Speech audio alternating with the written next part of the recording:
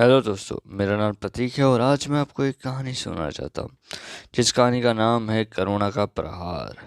अब्दुल के पास एक बकरी थी। उसे बकरी का एक छोटा सा बच्चा था और अब्दुल दोनों को प्यार करता था और उनके लिए वह खेत से नरम नरम मुलायम घास लाता था और दोनों बकरियों घास को खाकर खुश रहती थी। अब्दुल को दूर से देखकर झटपट दौड़ उसके पास पहुंच जाया करती थी।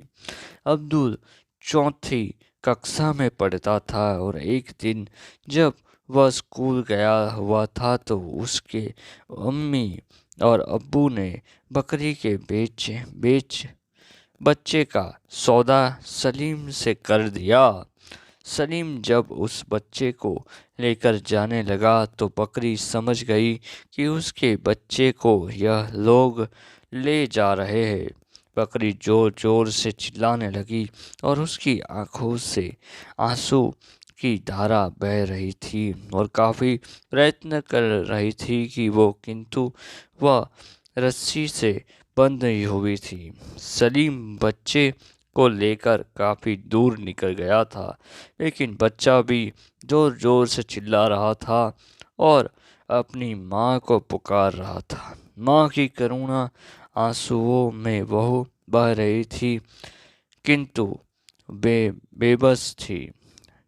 बकरी ने अंतिम समय सोचा कि अगर अभी भी प्रयत्न नहीं किया तो वह अपने बच्चे के कभी नहीं मिल पाएगी, और ऐसा सोचते हुए वो बार जोरदार प्रयास किया कि रस्सी का फट्टा बकरी के गले में से टूट गया और वहां बकरी जान प्राण लेकर सलीम की जोर और भागी।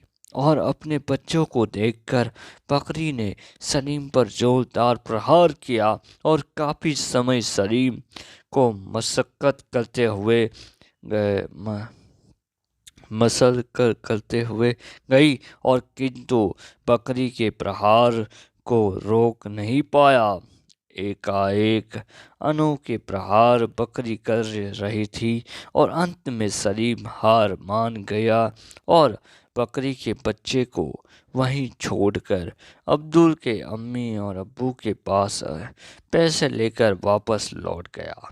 अब्दुल अब वापस लौट कर आया तो उसे पड़ोसियों ने पूरी घटना बता दी, कि जिसके बाद वह अपने माँ बाप से गुस्सा हो गया और माँ बाप ने काफ़ी समझाया, किंतु उसने किसी को भी एक ना सुनी, और क्योंकि वह बकरी उसके लिए अमूल्य थी और जिसे वह बेचना चाह रहा थे।